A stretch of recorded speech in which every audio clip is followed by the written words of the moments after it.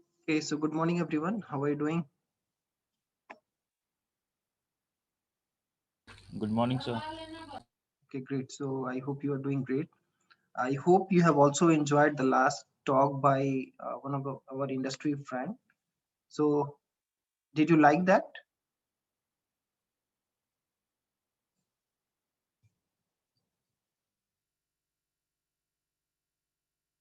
Yes, sir. Was it informative or useful? Yes, sir. Okay, great. Okay, so in that case, should we have more such talks, at least invited talks related to this? Yes, sir. That will be great, sir. Okay, great. So as in the same process, then probably I will ask another of my very good friend from Bloomberg, USA. So he will be taking probably another such talk in a month's time or so. I will have to coordinate with him. So he will be talking about other aspect of the information retrieval where you can consider key phrases or probably the question answering system and so on, or probably summarization as well. We have to finalize on what topic we will be covering. So I will provide more details in the coming weeks. So it could also be nice, like if we can have a talk on like how this neural methods are deployed at scale, like uh, Okay. in such Uh, big okay. companies. So are you referring to the how the deep learning models are deployed in practice? Yes, sir. Those that are in IR context also, like Mm-hmm. there are neural IR methods, like so often Sure. like papers don't say how they are deployed, and like Mm-hmm. at big companies, like it really becomes a problem. So like it would be nice if we can like see how they are deployed. And Sure. So I will try. I will try. I cannot commit, but I can definitely try and see if we can find any such person. thank you. Okay. So let's get started then. I hope you are doing great. And next week we have midsim, right? Yes, So sir. when is the midsim? Do you know? So Tuesday, Tuesday. 2nd of March. 2nd of March. Hmm. Let me check. Sir, syllabus, what Yeah. So will be? second March from 2 to 3 p.m. Right? Yeah. The syllabus would be whatever we will cover till today.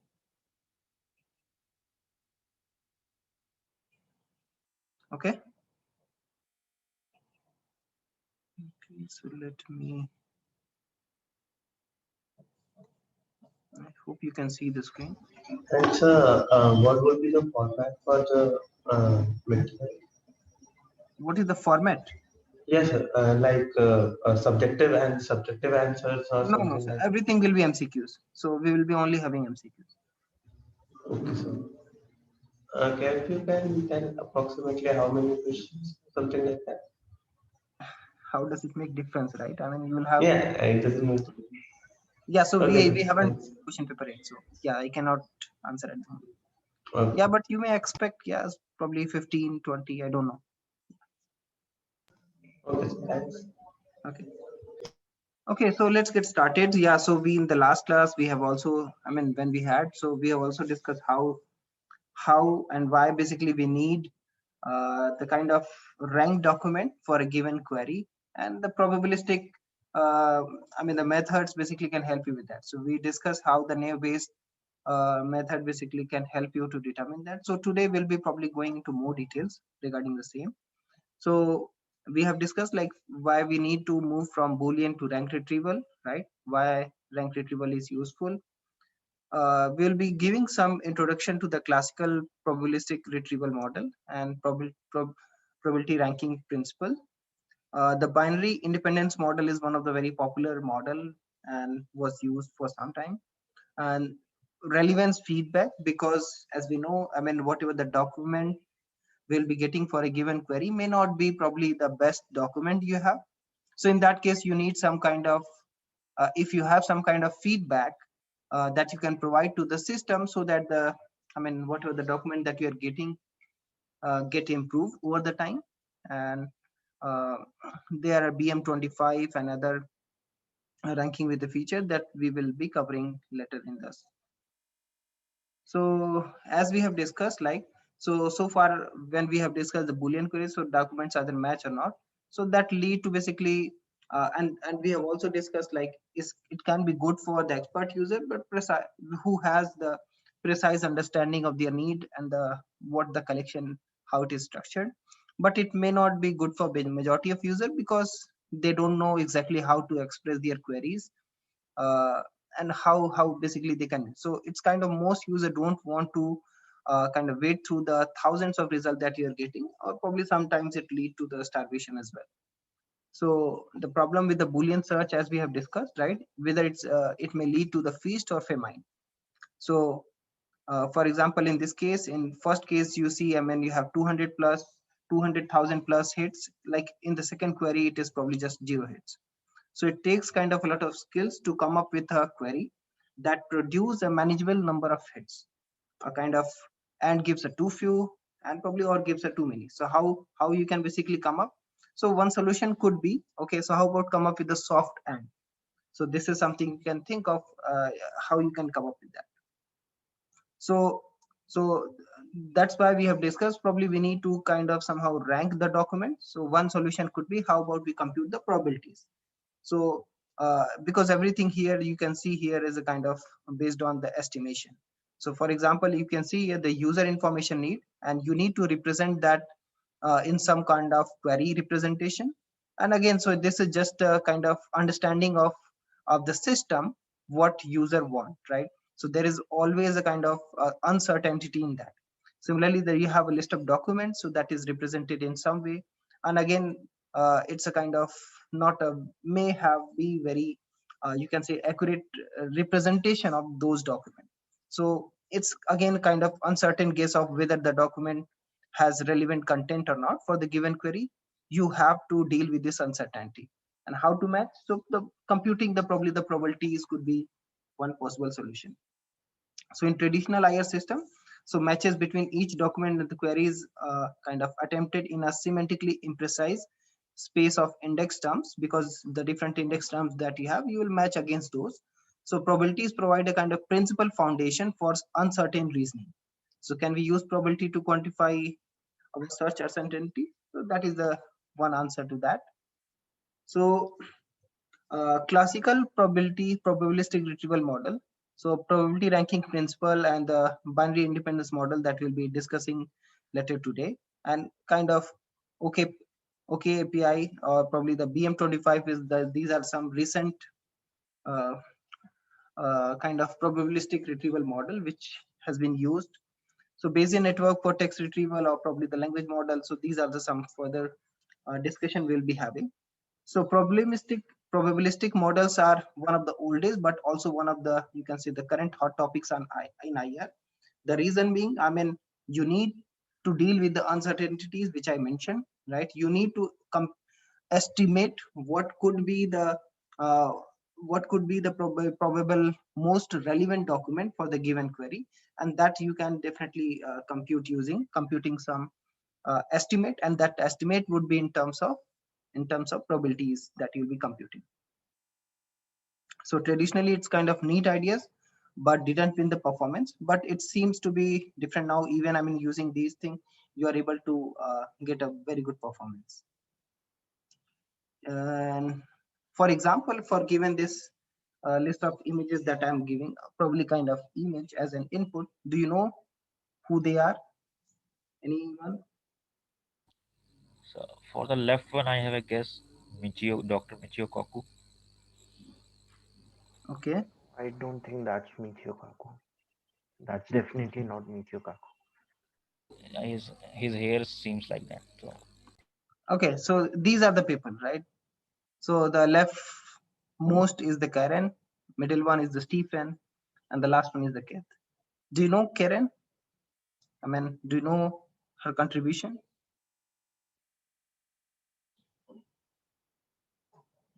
No, sir.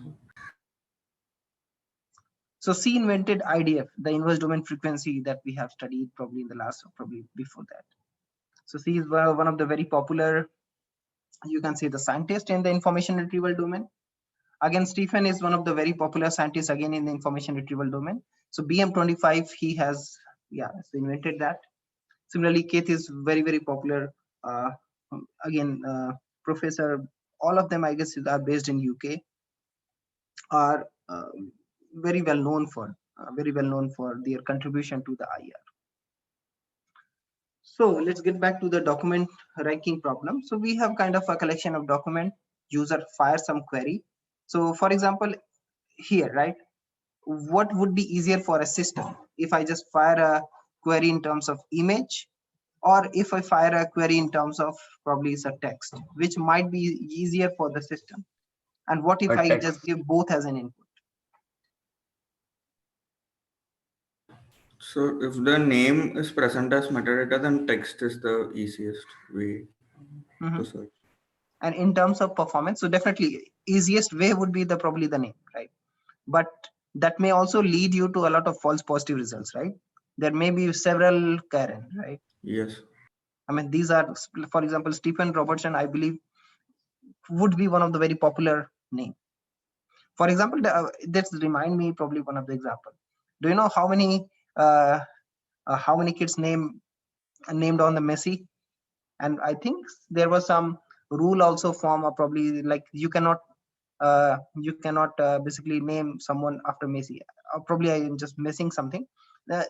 Like there were so many people with that name, and there might be some law like, okay, so you cannot have this name any further. Probably I'm missing the name, but it might be Messi or someone else. Are you aware of this, anyone?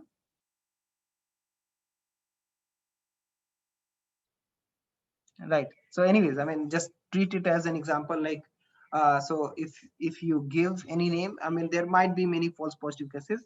So having probably the additional modality might help you, right? So if I give Stephen Robertson as well as also provide the image, do you think, I mean, that may probably lead you to the correct person, right? Yes. Yeah. So let's get back here. So we have a collection of documents. User fires a query. So a list of documents need to be written. So ranking method is a kind of a core of modern IR system. So what we have to do, we want to give the best results, right?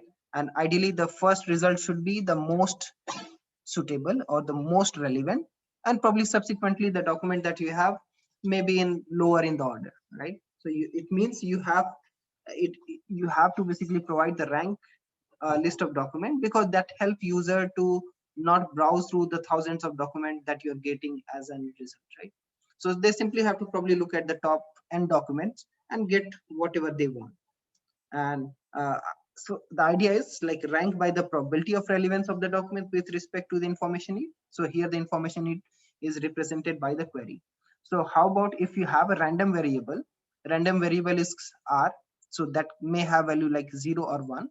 So here we are interested in the probability of R1, given that the document I and the query that you have, right? And this is exactly the probability ranking principle is based on. So this is the reference paper by the Robertson, whose picture we have just shown, right? So it's a kind of, if our information retrieval system responds to each request is a ranking of document in the collection in order to, so you can read this out. So the idea is just compute kind of this probability, right? So that you can get the list of ranked document. But the next question is how easy it is to compute this probability. Do you think it is easy to compute this probability? Anyone? And if so, then how you can compute so?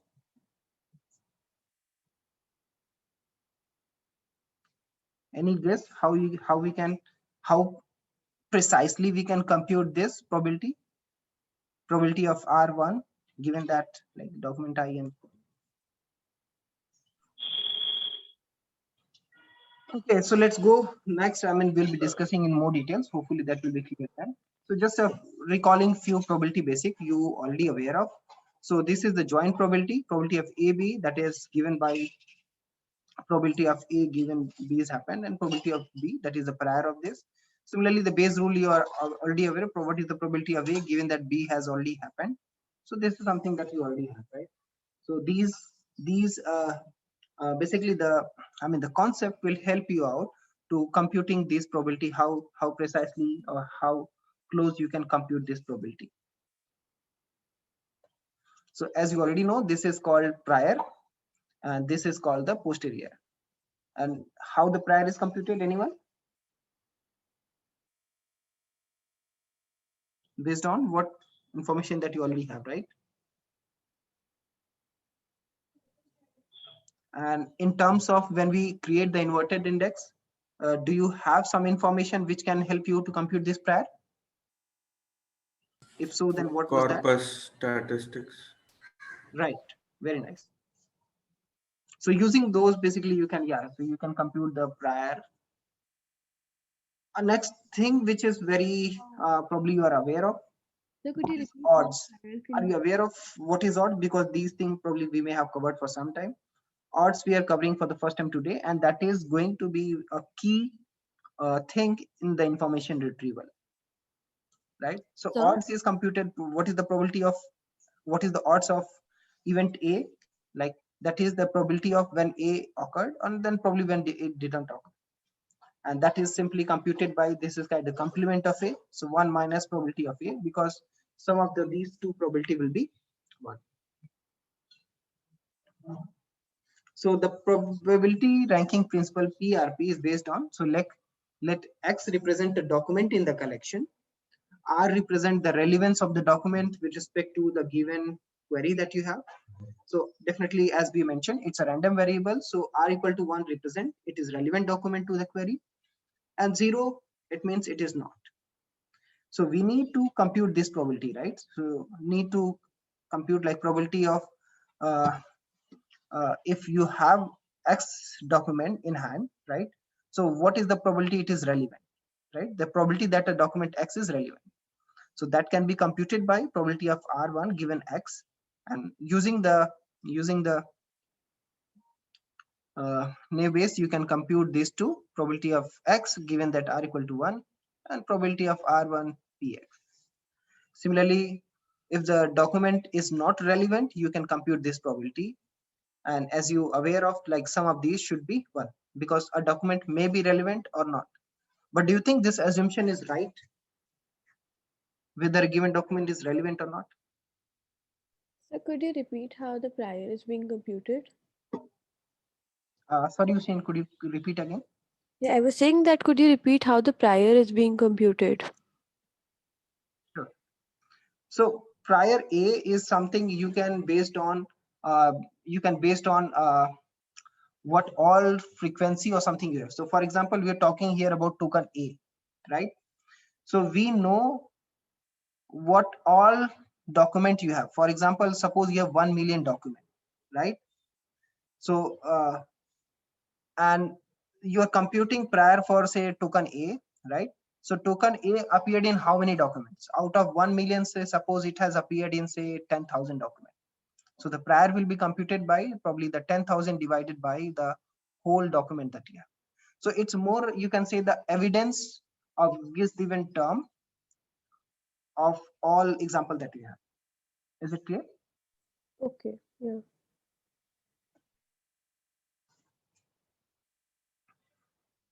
Yeah, so here we are.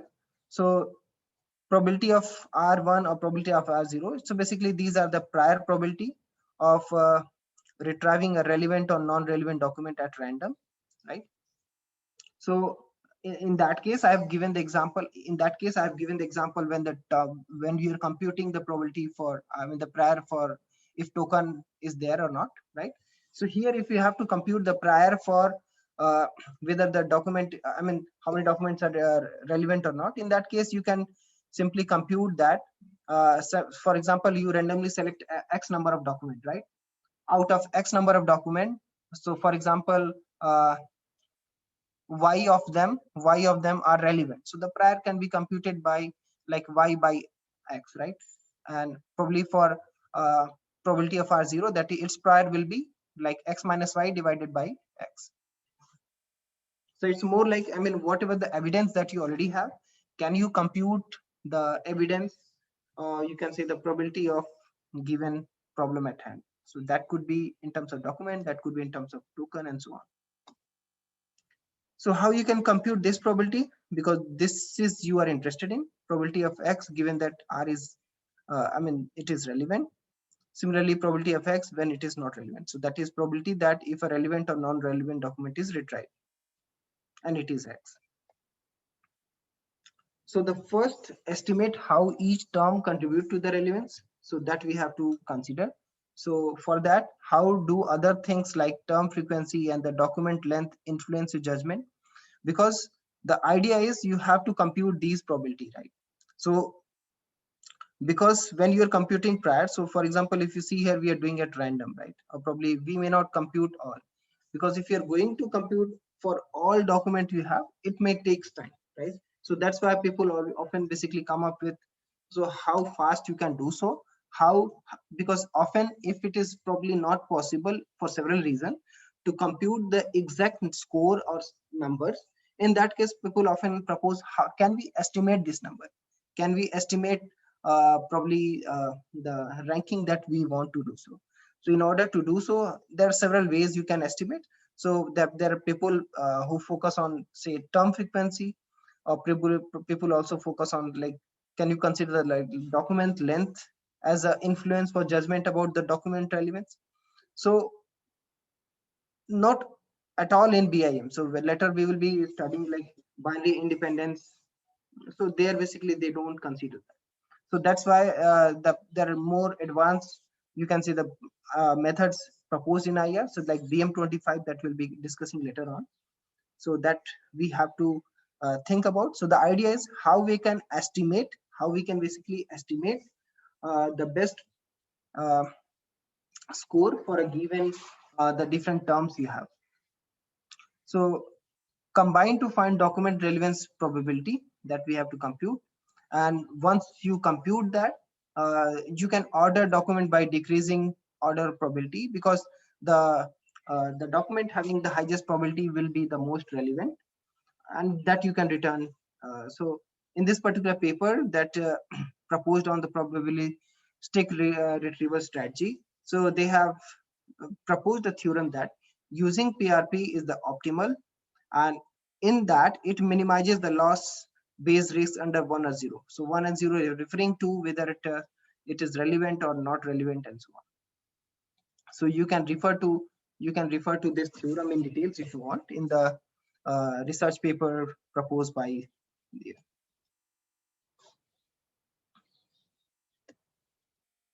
So regarding binary independence model, so traditionally it is used in conjunction with the PRP that we have just discussed, probabilistic retrieval strategy. So here basically the binary is always, referred to the Boolean, because documents are represented as a kind of binary incidence vector in vectors of terms. So for example, this is the document. So x1 to xn, these are the terms which are there in the that particular document. So xi is 1 if and only if the term I present in document x. So here assumption is independence, like terms occur in the document independently. But do you agree with this particular assumption?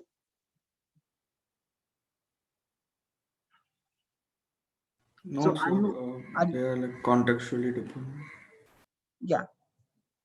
So it means probably you may not agree with like different terms which are occurring in the document they basically occurred independently, right? They may have some context, but this particular model assume that they are independent. Then what could be, and why do you think they consider this independence as an assumption?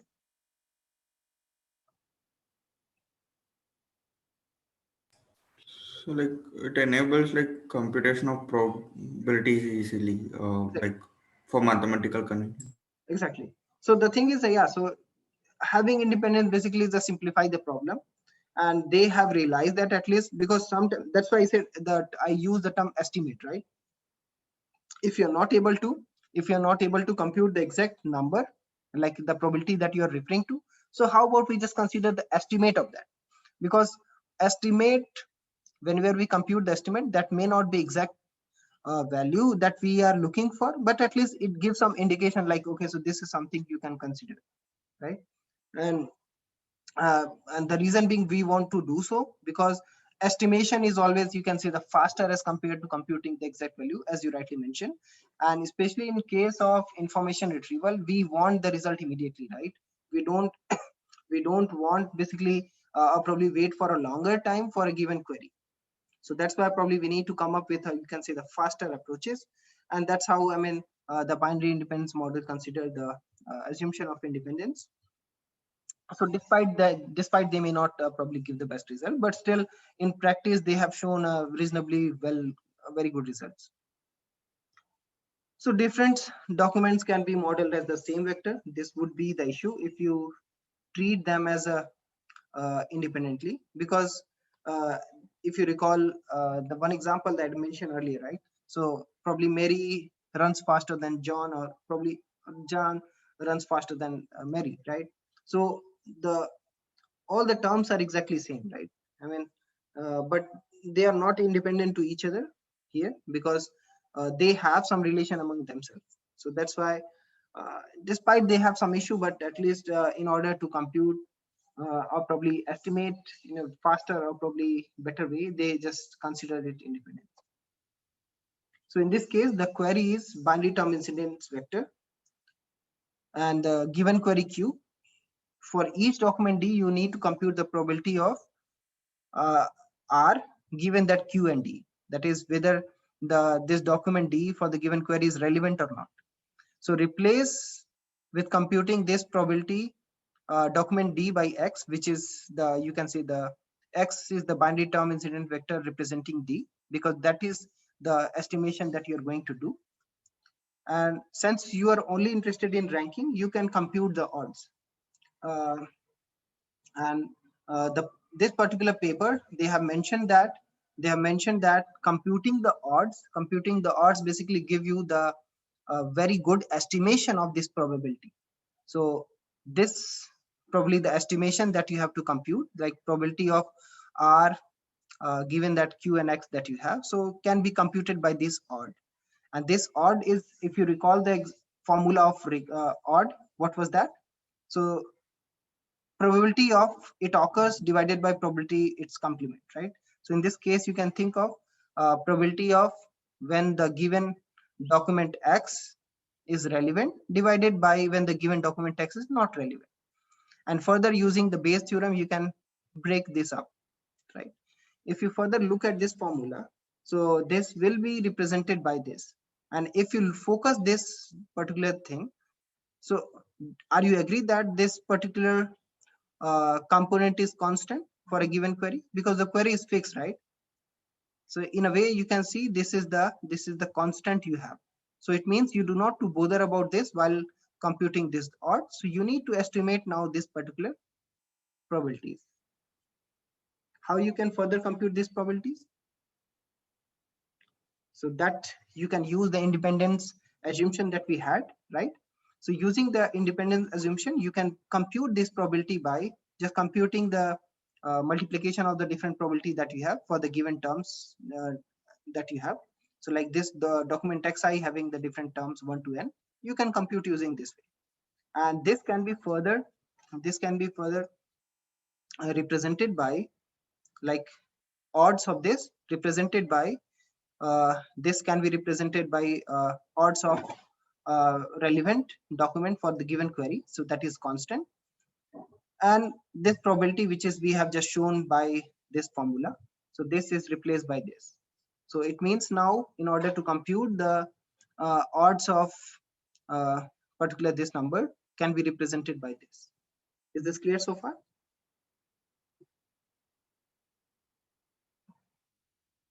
Okay, so I assume it is yes. So how we can further simplify this? Or do you think it is easier for us to just compute this value?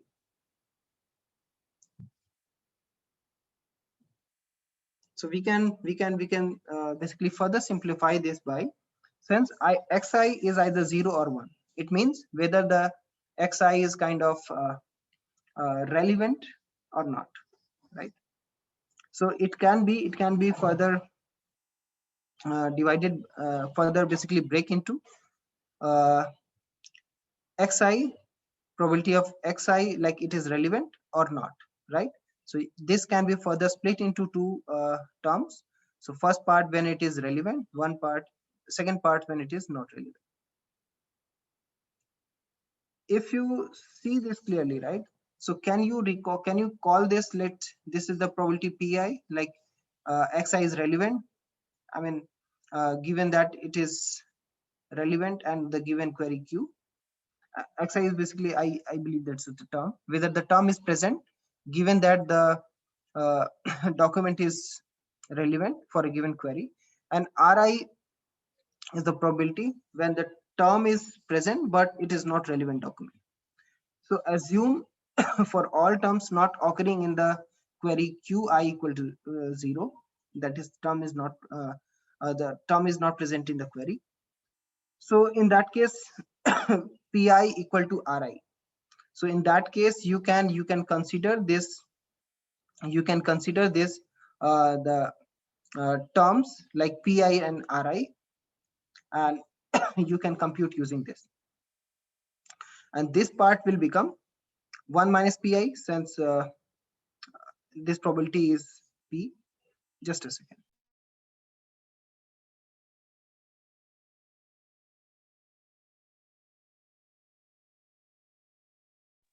Yeah, sorry.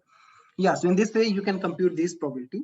So if the essence is you are keep trying to simplify this, you keep trying to get a kind of estimate which you can easily and faster, I mean the fastly you can compute. So if you look at how we have progressed, so we have progressed from here. So you need to compute this probability, then you have compute the its estimate by computing this probability. This can be further simplified using the, and we have mentioned that the odds is kind of an estimate of this probability. So that's why you are trying basically to further simplify this. In order to estimate that, you can simply look at what are the constants, what are the things further need estimation. So in this way you can further estimate it by using simplifying this. And one simplification could be, how about we simply use independence assumption. Using independence assumption you can further simplify this to this probability, and further you have to look at how you can further simplify this.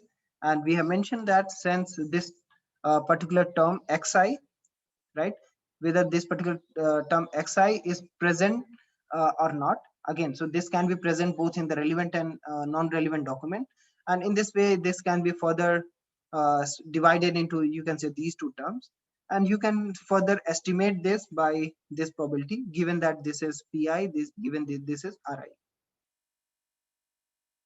So you can represent this using this. If the term present in the document, right, you call it xi equal to 1. If the term is absent in the document, you can say xi equal to 0.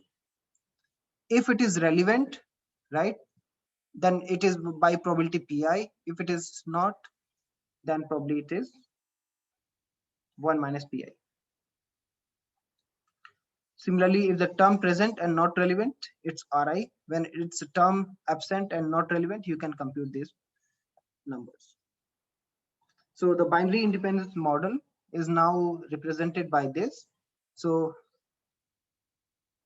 this is constant term, this is something you have to estimate, this is something you have to estimate. Which of the things you can think is constant now? This was one of the constant. Is there any further constant you can see?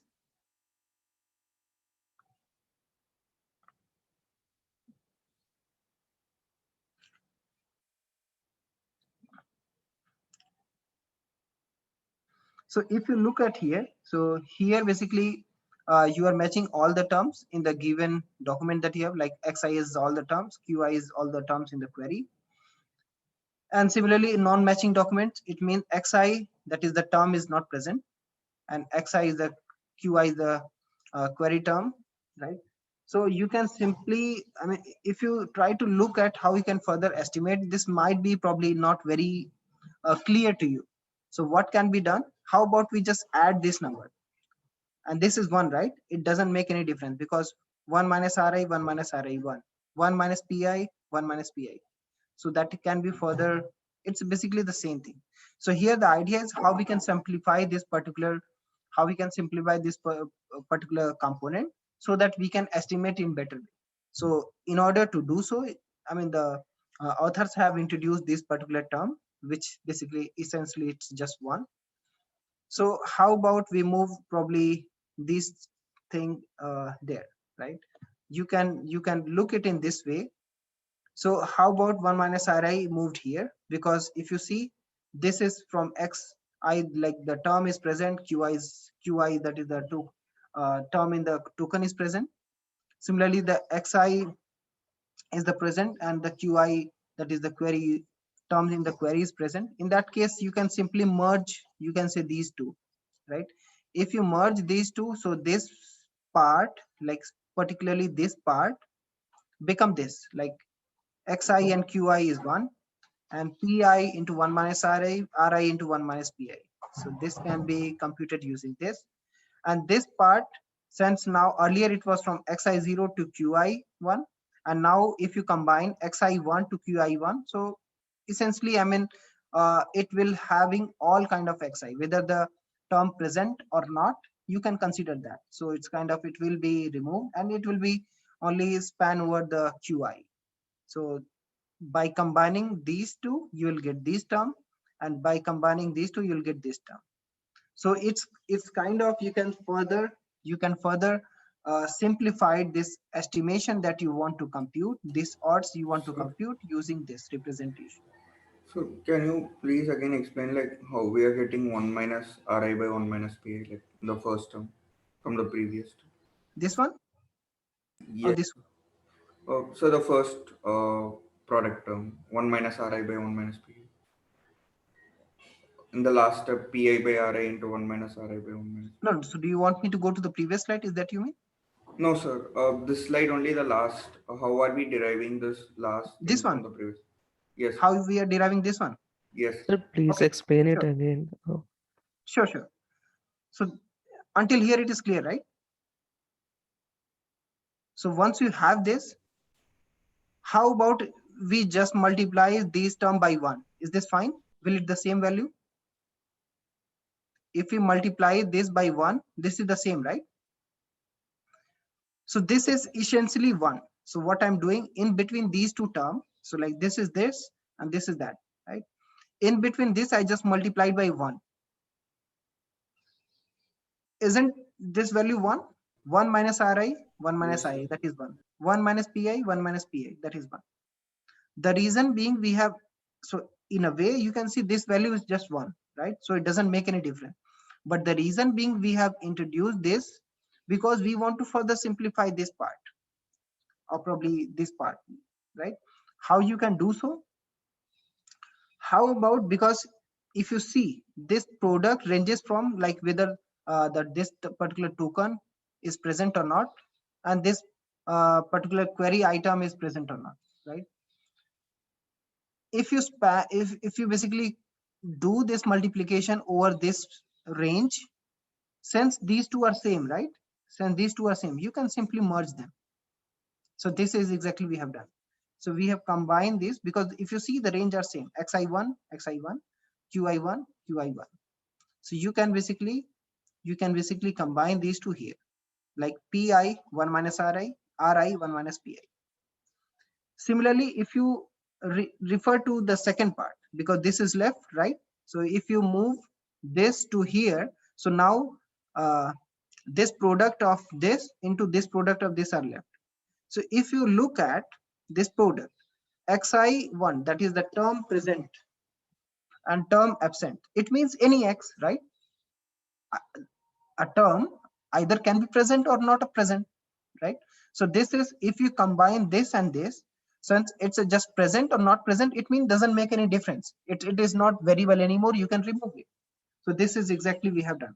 So xi present or not present, so you kind of, you're covering everything, you can just simply remove this xi. So that's why we removed xi. And again, we are only talking about if the qi is 1, so we let it remain as it is, right? And in a way they are the same thing, right? So because this is exactly you are willing to compute. So it becomes like 1 minus pi into 1 minus Ra. Is this clear now?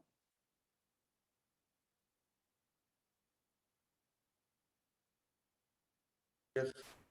Okay. So if not, then I just request to just look at the book, chapter 8.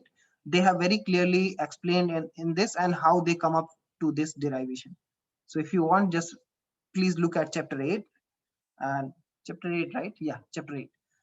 So that they have given a very detailed how they come up to this estimation. So what is the significance of doing this calculation? Because in the above step and this step, these both are getting the same result, no? No, which is same. And this odd of RQX and the below order of No, it's RQX. not order. Both It's just odds that you're computing, odds. right? Yes, sir, these both are same in the calculation part. No, so this part is same, but this part is not, right? The reason being we are further simplifying this because computing these numbers may not be that easy. How we can estimate a better way? So let me probably go to the further slides, which will further simplify this. The reason being the way, if you see here, I mean, if you recall here,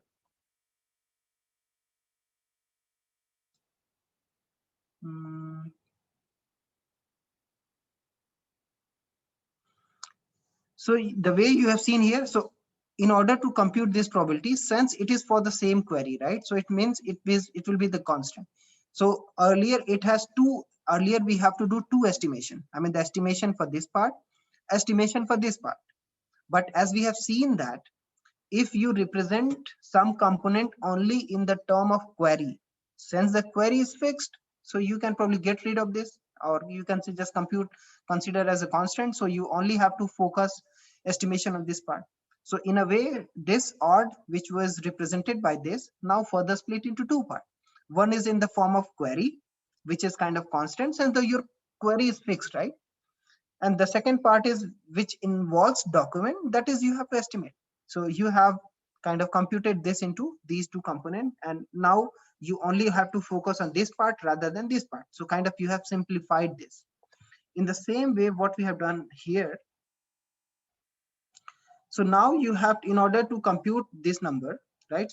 So since this ranges over from xi, that is the document as well, xi, that is the document as well.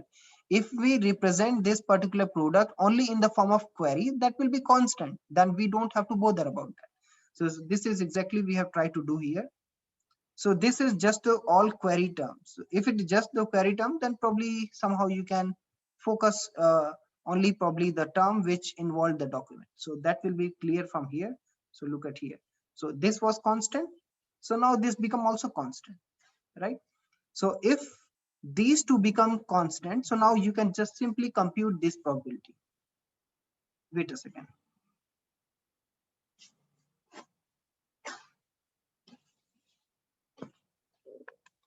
Is this clear now?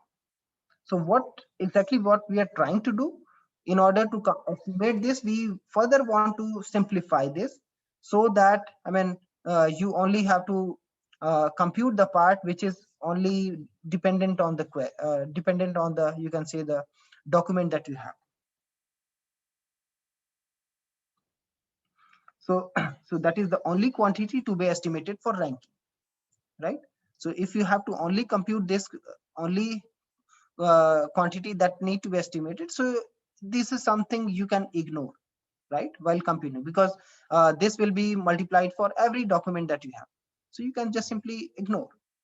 So in a way, the retrieval status value that you have to compute, because the retrieval is depend on this number, right? So if the retrieval, that is the ranking, is depend on this number, so you simply have to compute this score, and that is represented by the retrieval status value called RSV. And in order to simplify, just compute the log of this number. And if you compute the log, then multiplication becomes the summation. That is, you need to compute the summation of log of this probability. And how you can further, because again, you keep focusing on how you can simplify this. So Robertson and probably in the binary independence model they have done. So like all boils down to computing RSV. So the probability, the odds that you're computing. So now it is boiled down to this RSV. So it means now you have to compute this RSV. So this RSV can be further computed by, so for example, if you compute, if you represent this as a CI, so summation of CI. So CI are basically the log odds ratio of the contingency table of a few slides back that you see. So they function as a term weight of this model. How you can compute this further? How do we compute CIs from our data? Because often when you focus on the estimation, you always have to look at what value you can easily compute, right? And what value you can easily compute, often the data that you have and probably the sum of the numbers or probably the information that you have already stored in. What are the different information you have stored in? Probably the term frequency you have stored in, right? Similarly, you can also compute the IDF of different term and so on, right? So using those, can we further simplify this? So this is something we have to look at. So how you can basically estimate this? So in order to compute CI, so the author have proposed, how about consider the Bernoulli-Neve Bayes model that you have, right? So given this term xi, whether, and it's given that its term frequency is not 0. So if given this term xi that you have, there could be two things, right? Whether it's a relevant or not, right? So binary variable you have to compute. So in this way, this can be represented in a kind of matrix you can see here. So in the document, if xi equal to 1, that is, it means the term is present in the document. Xi is 0, that is the term is absent from the document. If the term is present and probably there are s number of relevant document, and n minus s is the relevant non-relevant document if the term is present. Similarly, if xi is absent, if the total number of relevant documents suppose is s, so in that case the relevant document where xi did not present or not present can be s minus s. Similarly, n is suppose the total number of document that you have. So that will be, because n is the documents where xi is present.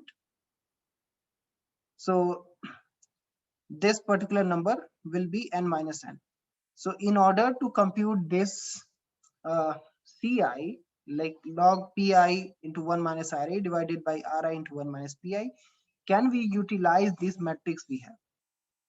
Can we simplify this log probabilities that we are computing here using these statistics here? Because these statistics are easier to compute, right?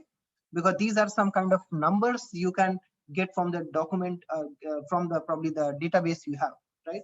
Because these are easier to compute, whether the xi is present or not, whether it is relevant or not, right? Similarly, whether it is absent or not, and you know the total number of. So using these statistics, can you further simplify this probability? And you can simplify this further, because again, so it may not be possible to compute this all in, you can say, very accurately. So what you can do, you can estimate it. How you can estimate it? So for example, pi will be the probability, I will be s by divided by s. S is the capital S, that is total number of relevant document. You will divide by whatever the relevant document you find where xi was present. And similarly, you can compute the Ri when it is kind of non-relevant, right? And probably the even though the xi is present, I mean the xi, the token is present in the document, but it is not relevant. In this way, you can compute this probability, or you can estimate this. So if you are able to estimate this, simply you can put these values here. So this CI will change to this estimation that you are computing here. So that is pi will be like s minus si, and similarly this Ri will be like n minus s by s minus s. Sorry, n minus s into So in a way you can estimate this to this number. So log of, I will have to see, I mean, how it exactly it has done. So s, okay, so s minus s, okay. So yeah, so I will have to exactly look at how it can be done, but yeah, so the idea is we can estimate this, CI using these estimate that we are computing for pi and ri, and this can be computed using this number. So for now, assume no zero terms. And if you recall, whenever we computing such probability, so because in real time, there will be some zero terms, right? So in that case, what you can do, you can simply add some smoothing factor. So some smoothing factor can be added here in the denominator as well as the numerator. And so you can estimate this.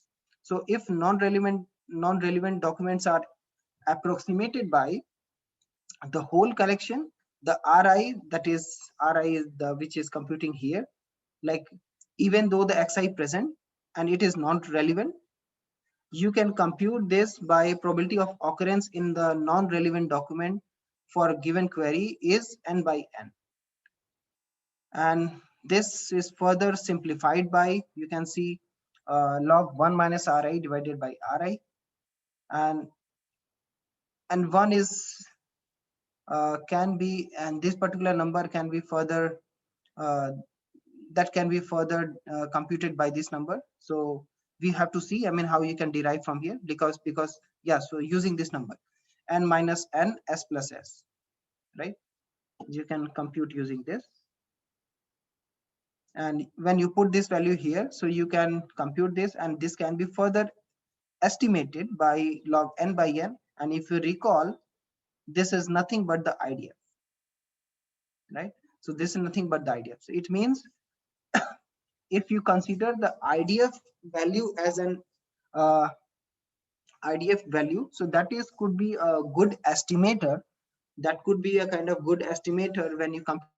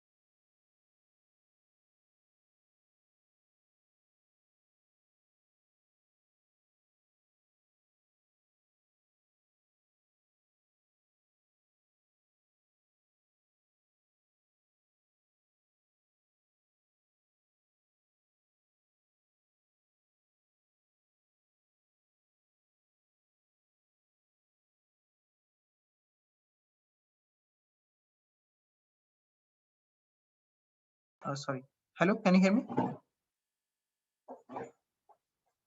Yes, sir. Yes, sir. Okay, I'm sorry about that. I guess somehow I got disconnected. Yeah, so let me start again. Sorry about that.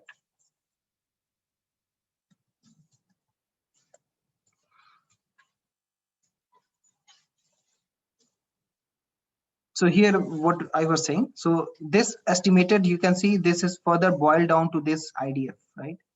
So in a way, if you are able to compute this IDF, that will help you very significantly in computing the estimate of whether the given document is relevant for the given query or not. So let's go further, how it can be used.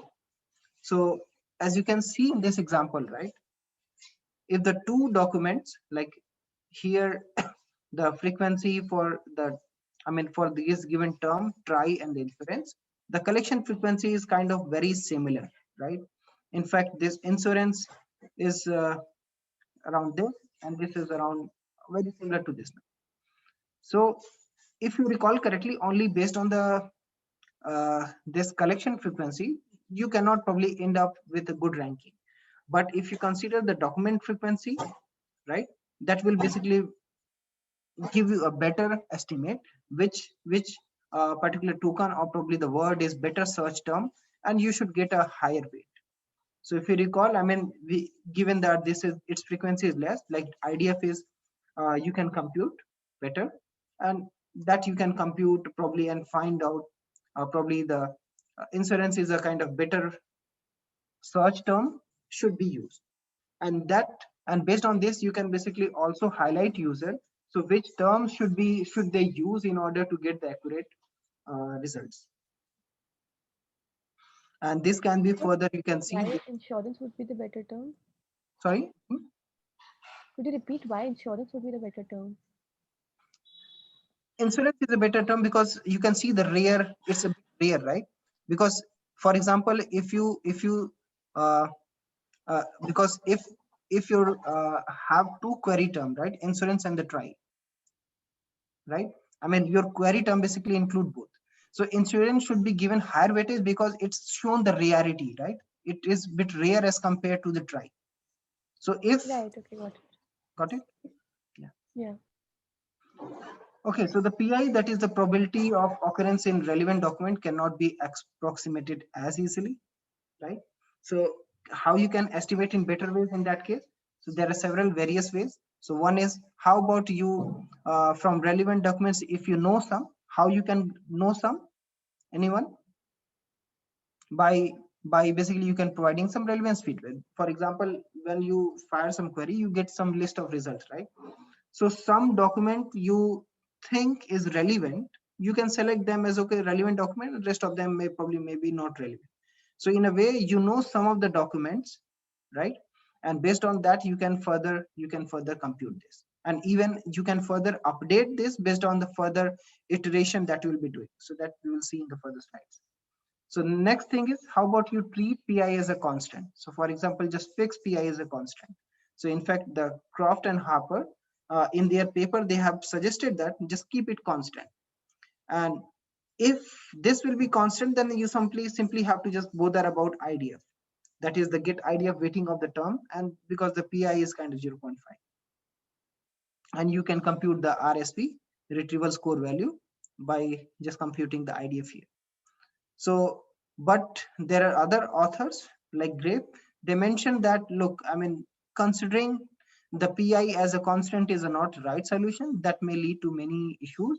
So what they have proposed, okay, so because they have suggested that they are proportional to the probability of occurrence in collection, like TF.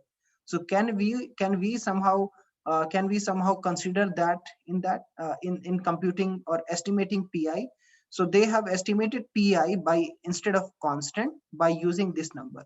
So 1/3 plus 2/3 into DFI divided by N. So in this way, they basically consider. So you can basically estimate PI in different ways. So one is this way, one is this way, another is this way. So in probabilistic relevance feedback, so guess preliminary probabilistic description of R equal to 1 documents, that is, it is relevant, used to retrieve a set of document. So it interact with the user to refine the description. So for example, some of the example that document that you have, the user can probably select probably which are relevant, which are not. And based on that, you can further re-estimate PI and RI. And PI and RI can be further estimated by like PI2, PI3, PIK, so on. So that you can probably come to this by generating a succession of the approximation to the relevant document. So the relevance feedback in a way, naive term, you can think of how we can involve user in order to further refine, or you can say the improve the estimation that we're doing. Because in the first step, probably you may have some rough estimation, and you can further narrow down to probably more accurate by taking the relevance feedback into the account. And this is you can say the pseudo relevance, because often it is not possible to get the exact relevance feedback, right? So pseudo relevance feedback is something which can be proposed, like you start with by some constant number like pi is equal 0.5, and you can further improve by computing this number, and you can go to this until it converts the return ranking. And probably the last slide for today. Yeah, so PRP and BIM. So it is possible to reasonably approximate probabilities, but either require kind of partial relevance information or need to make do with some inferior term weight, and that requires basically some restrictive assumption that you are here. So thus that assumption could be like different documents are relevant to each other. If you consider relevancy of each document independent to each other, so that may lead you to one of the problem, like if you're treating different document kind of independent, you may get basically the near duplicate results, or probably it's basically keep, because despite two documents are very similar, right, you may not need, you may not need to basically give the same exactly the same document for a given query, right? Because they are exactly the same. It's not adding any new knowledge to the user. So in a way, I mean, this assumption may not be the very accurate one. Similarly, the term independence, we have seen that this may not be the very accurate, but at least it is able to give you some good results. So terms not in query don't affect the outcome. Similarly, the Boolean representation of the documents and the query, Boolean notion of the relevance. Some of again, so here again assumption is whether the it is relevant or not, but in real life, probably the real time, I mean, it may not be accurate as well. But again, so far, I mean, in IR, many assumptions are in such a way that it can be computed very fast, estimated easily, so that people often follow these assumptions in order to get the reasonable results. In fact, these are giving reasonable results. So some of these assumptions can be removed, so which you think may lead you to some issues. For example, in this one, right? So that may lead to give you some duplicate results. So you can probably remove this assumption. And that removing term independence you can think of like in general index terms are not independent, like for example Hong Kong or New Delhi, or you can say the New York. In that case, I mean, a number of paper which shown that this can be something you should consider rather than just removing term independence. So dependency can be complex, it's not that easy, but again, see if you can somehow consider that. So in 1970s, estimation problems held back success to this model, and they have shown that like each term dependent on one another rather than like independent to each other. So I think we'll stop here, and I think we have 3 presentations today instead of 2 now. So which are the groups will be presenting today? Group 28 will be one. Please tell me the first name. I'm Nitish Bhatt. Okay, so Nitish, you may start presenting. Meanwhile, others, please tell your name. Okay, sir. Group number 25, so Ram Kumar. Ram Kumar. Yeah, Ram. Okay, you can go next. Who is the third group? Please tell your name. So group number 27. What's your name? Prerna Sharma.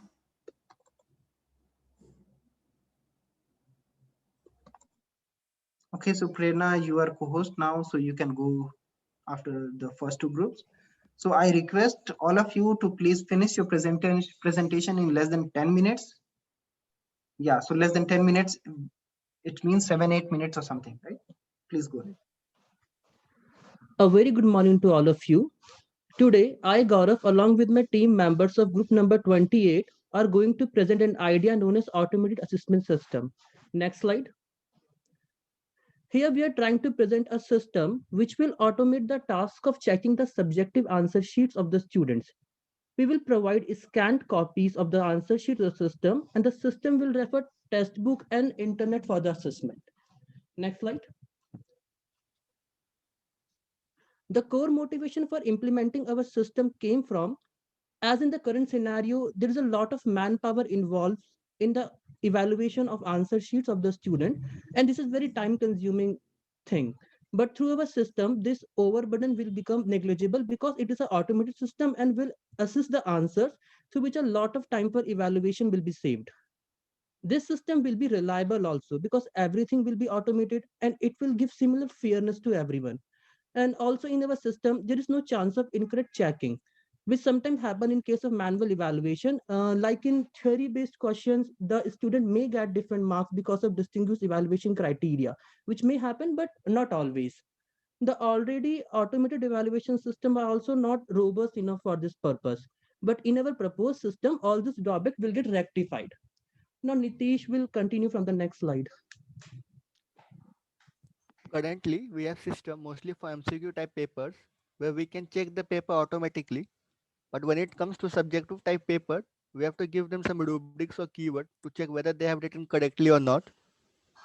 And now coming to the drawback system, existing system, we can see that we still need some manual labor because we have to upload a scanned copy of answer sheets. And if we check only by rubrics, then accuracy is low to mark correctly for all types of papers. Next slide. Right now we have some research on topic-based quiz system, which means where from a given topic we already have a and we cannot generate the question during a run time. And we have a system where some rubrics are given, say data set, which I already mentioned. Next slide. Now coming to the related work that has been done so far, like in the International Journal for International Joint Conferences on Artificial Intelligence, there has been a paper published on the topic automatic scoring of handwritten essays. In that paper, there has been things involved like automating the task of scoring the short handwritten student essays. In that paper, the answers are scored. It has been submitted that the answers are scored by the human assessors through a 7-point scale where the scale is from 0 to 6. And there has been some artificial intelligence technologies involved also, like optical handwriting recognition, and another one is the automatic essay scoring technology. In the optical handwriting recognition, it is mainly a holistic recognition procedure. In that, it is just a procedure of transforming the handwritten images into its textual form. Like the features can be at the word level, and importance is mainly given to the local context that has been involved. And next comes the automatic essay scoring technology. In that, the dimensionality is reduced optimally, and the optimal dimension reduction is through the features which involve determination of the term meaning from which we can derive the hidden correlations that has been present between the terms and the answer document. Next.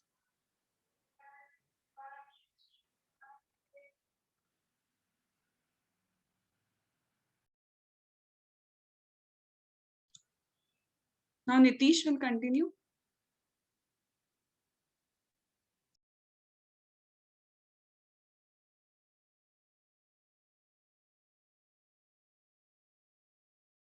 Nitish, you're in mute if you're saying something.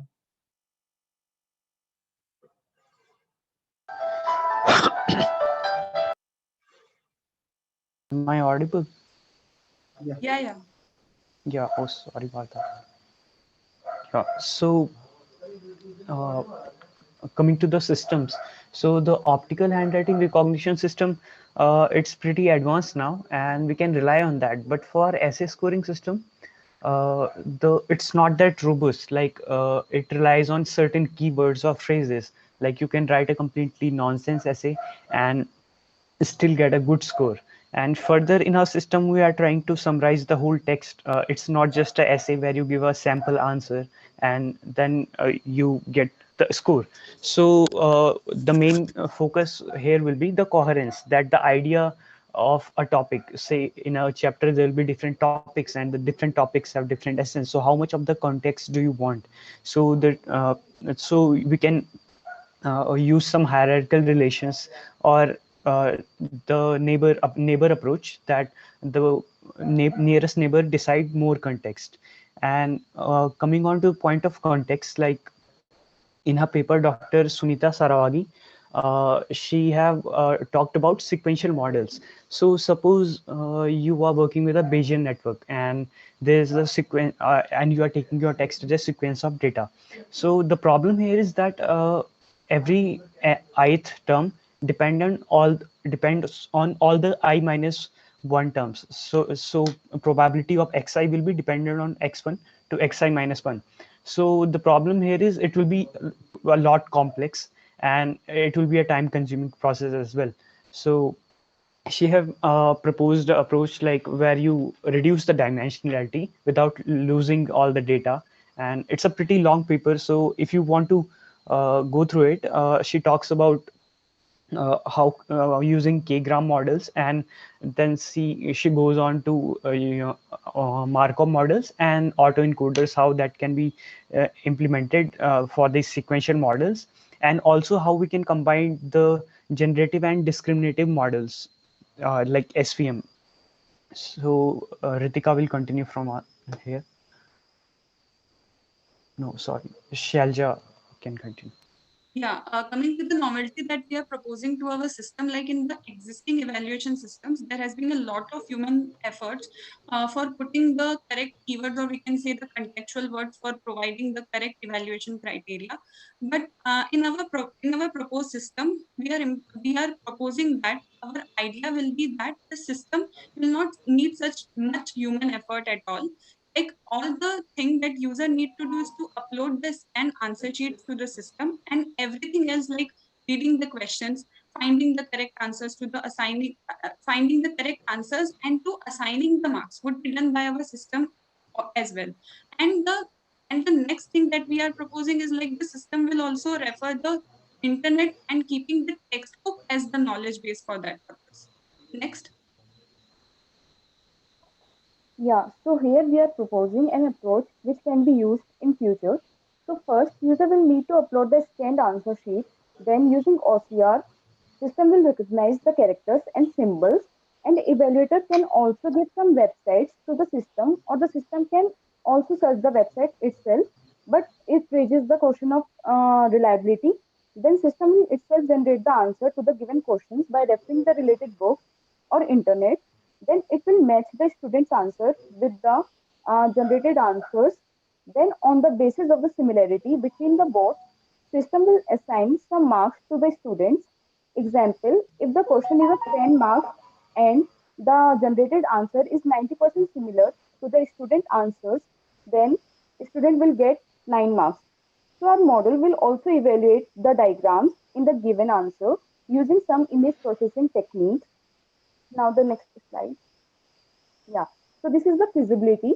So since it is a heavy process for the system to scan related books and internet for each question and then perform the matching between the student's answer and the related answers. And we also know that web pages are not very reliable. Therefore, it is computationally very expensive and not reliable right now. But as the technology is growing rapidly, in the coming future, it will be feasible and reliable. Therefore, this system can be efficient, can work in 1 to 2 years. And for being reliable, it can take some more time, that is 3 to 4 years. Therefore, we can say that in 3 to 4 years, we will have a very efficient system which we can use in our institutes. So here we are ending our presentation on this proposed topic. Yeah, so thank you. Okay, so thank you, team. So I think Kapil had some question. Kapil, please go ahead. Hello. Yes, sir. So yeah, in the proposed idea, basically, so you talked about reliability and the complete automation, but I found that the trustworthiness of the idea is lacking somewhere, because suppose, for example, for an end user who is not having any technical knowledge, why should that user will trust your system which is generating the answers for any subjective question the student has written, because it is marking it.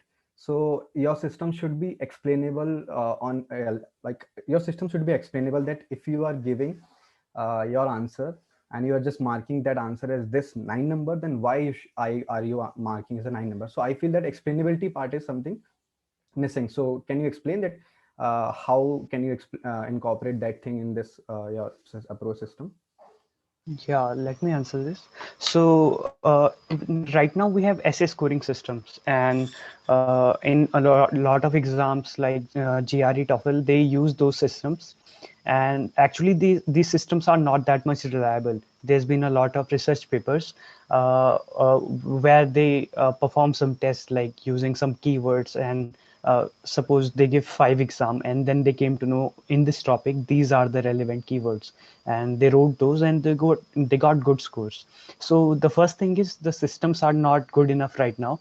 The second thing, the main question that you're asking is about reliability. So first we need to improve the system, and then comes the question of explainability. So right now we are at a stage where it's not even reliable, but still it is being used. So that shows how much need of this system is. And about the explainability, how it can be explained, like for initial phases, like you train a ML model, there can be human checks for random answers, and check whether they are correctly marked or not. So that can be one thing. So did I answer your question? So okay, so thanks. I think with the interest of time, any further communication should be you can do in the chat box meanwhile. And so next group, please start. Thanks.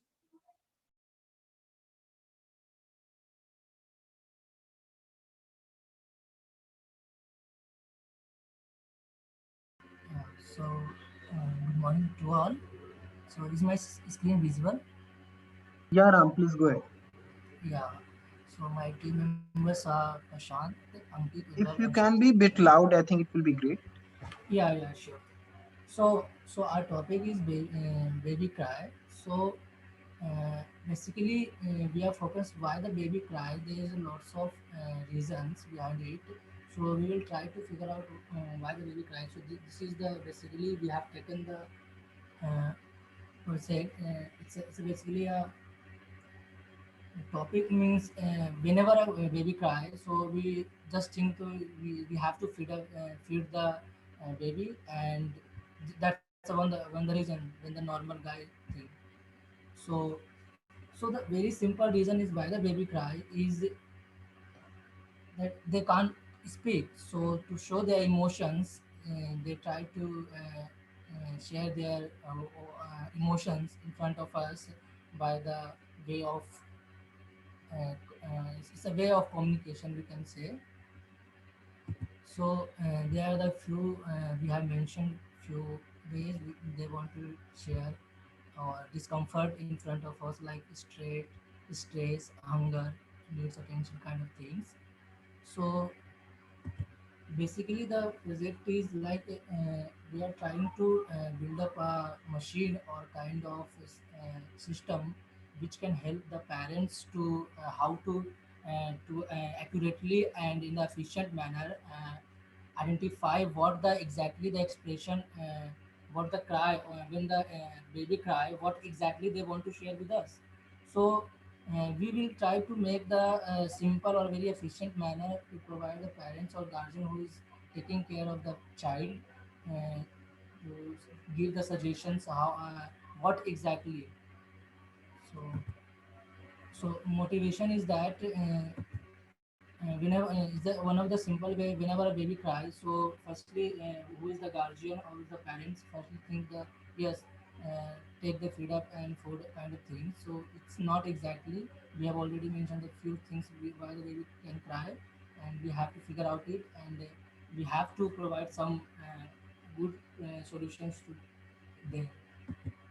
So, like we have the question whenever a woman is working or a parent or a child who has not a guardian who is not take care of that. So, who will take care of that child in that case, or when a child has no mother or parents, if third party who want to take care of the child, so how and he has no experience before that, so they can take this advantage from this machine, and they will guide them to how to actually what they should do when the child cry and whatever the discomfort they have, so in the efficient manner. So that's so one of the survey in the UK study shows that 108 millions they spent on this child to make them happy.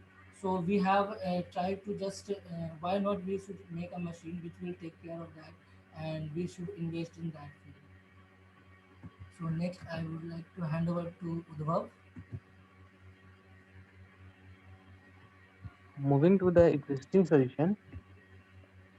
Next slide. When baby cry, based on the pitch of the tone, parents or guardian can differentiate whether it's a normal cry or abnormal. There is a reason behind it. Now what that can be. Next slide. There are basically two approaches to find it out. First is practical approach and second is a clinical approach. Next slide. A practical approach is basically a form of non-pathological causes. Now, when baby cry, we try to look for them, whether they are hungry or thirsty or they are having any kind of discomfort such as temperature change or itching due to the clothes or diaper, etc. Next slide. The clinical approach, i.e. the pathological reason behind their crying. As we all know, most of the diseases of infants and children are caused due to irritation. So the physician become helpful in such cases as they find out the cause of crying or the discomfort caused to the little angel. So these were the existing solution we or people around us opt for when baby cry. Next solution, next slide. Furthermore, the literature review. In 1962, Bazalton studies babies from birth to 12 weeks and found out that the infants in their second week of life cried and first for the median of 1.75 hours, which increased to the peak median of 2.75 hours at 6th week, after which there was a decline in the amount of crying. He also found that there appears a circadian pattern which concentrated most in the late afternoon and evening. Next slide. Now the graph on the screen shows the relationship between the amount of crying in 24 hours and their ages. As you can see, initially it is low and increases when baby becomes 2 months old, but it gradually decreases as they grow up. Now hand over to Sudhir.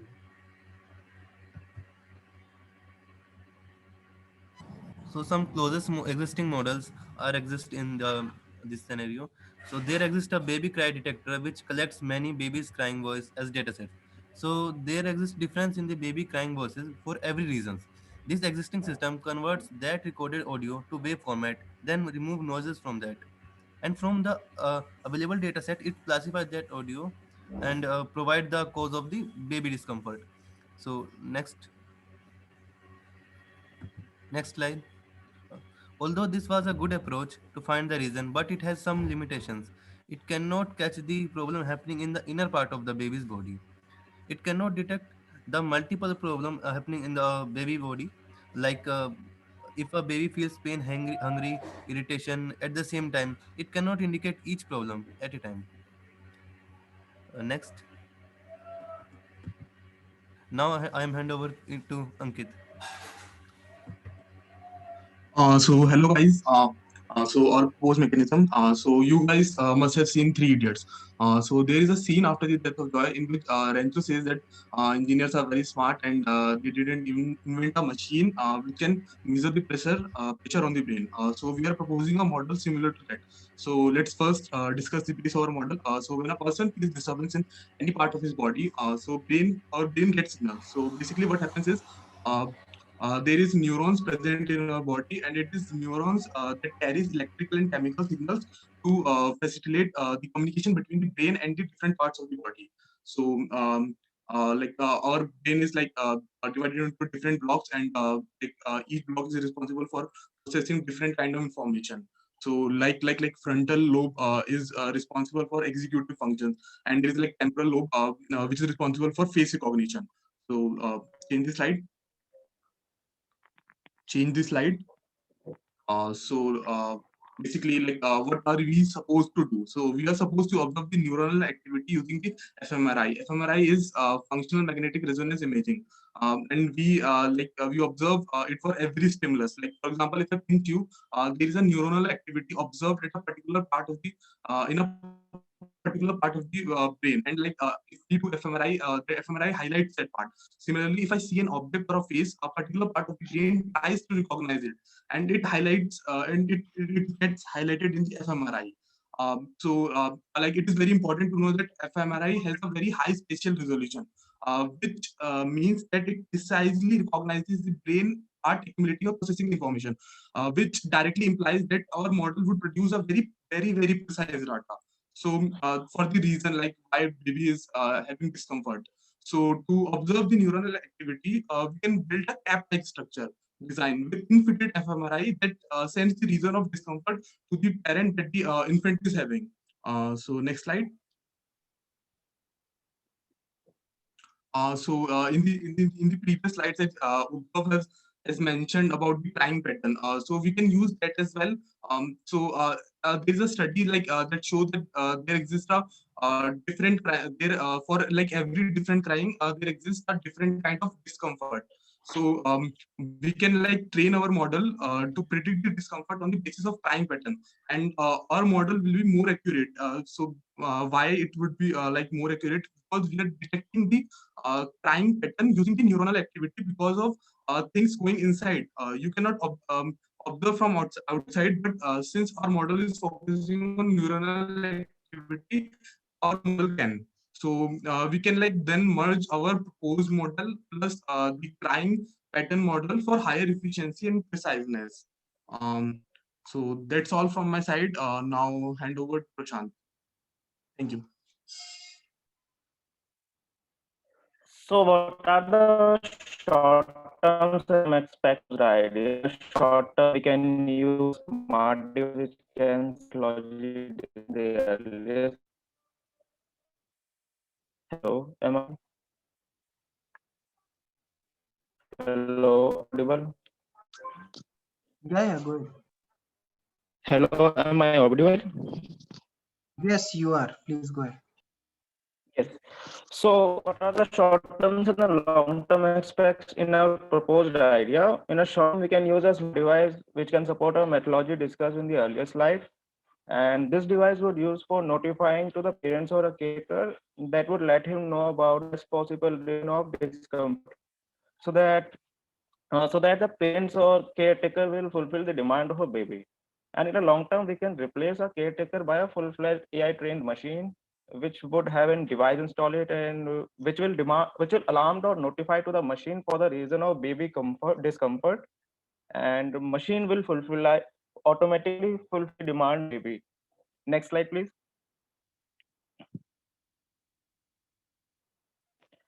As you can see here in short term, a father will take care of the baby after notified by a smart device, and on the other side, in a long term, we would have a complete robot which will predict the reason and will take care feeding, satisfying the baby demand or trying to reduce the discomfort faced by the baby. And now we will conclude that we are trying to make life easier for parents of newly born child, and that they can know the best possible reason of discomfort and timely would do the solution and reduce the baby crying. Okay, and thank you. And does anyone have any questions? So please ask.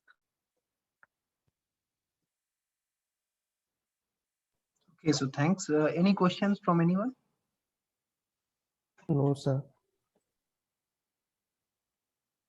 Okay, so interesting idea. So interesting idea in a sense, yeah. So yeah, but at the same time, I can see a lot of challenges there as well. But yeah, nice idea. Okay, so who's the next group? Please go ahead. In the interest of time, I think we. Thank you, sir.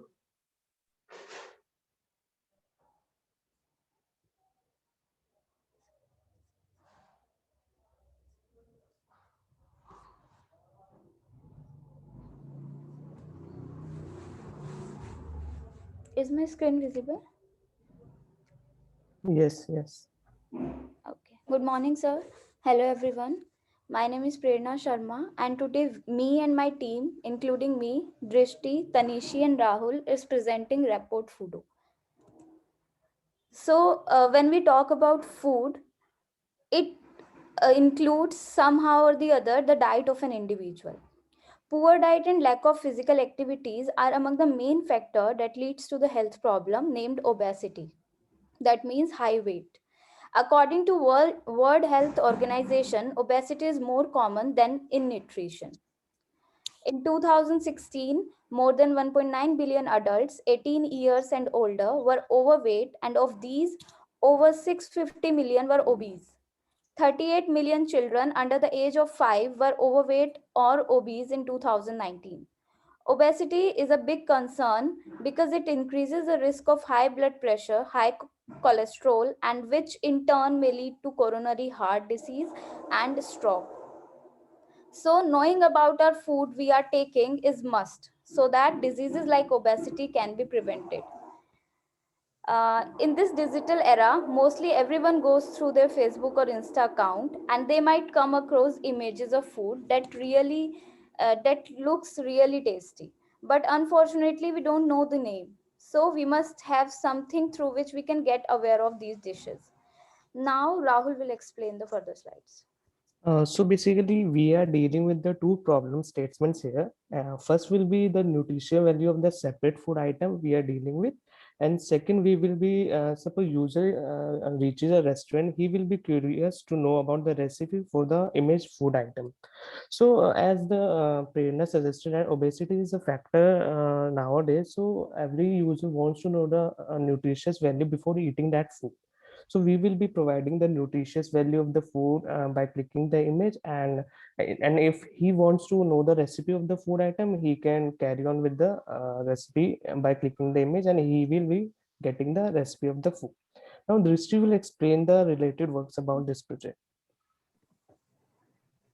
Here, related works refers to the existing projects in the project. So here what we do is, there are 4 existing projects as we can see here. The first one is food monitoring and recognition to enhance nutrition using algorithms such as FCN, SegNet, Mask RCN and algorithms on dataset consisting of Brazilian food types. The second existing work is the design of a crowdsourcing tool to measure accurate dairy intake, locate food items, and obtain segmentation masks associated with food and automatic dairy assessment. The third existing tool is development of a dietary assessment system and estimate the weight of food to extract nutritious content using a shape template for foods with regular shapes and area-based weight estimation for foods with irregular shapes. The fourth existing project is a deep learning approach for automatic diet monitoring based on the specification of Google's image recognition architecture inception on 3 well-known datasets, which are ETH Food 101, UEC Food 100, and UEC Food 256. Now, based on these works, which we have seen here, I would like to propose the novelty of our project.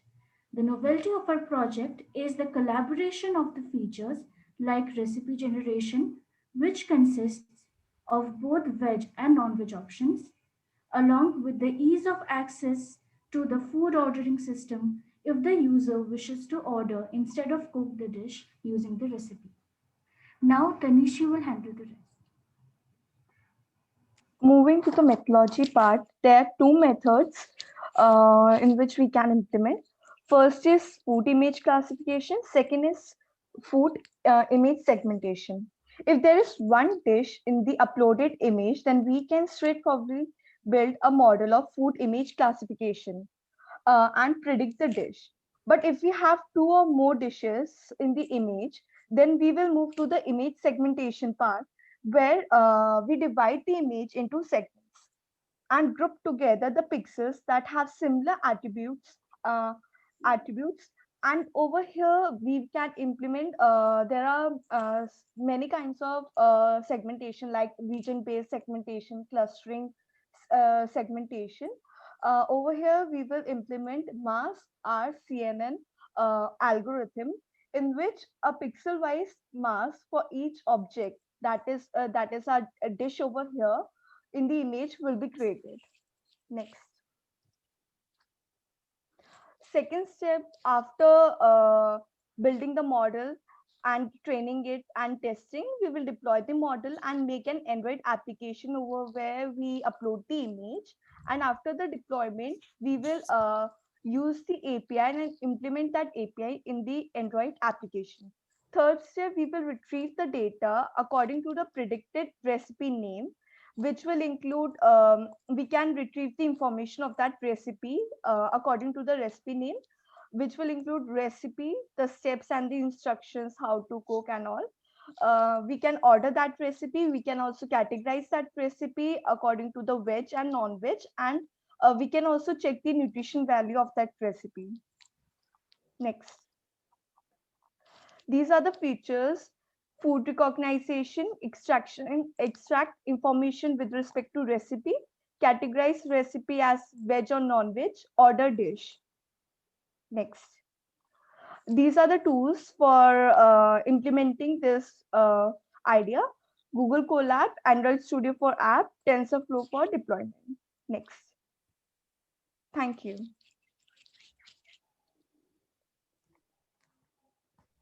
Any questions from anyone?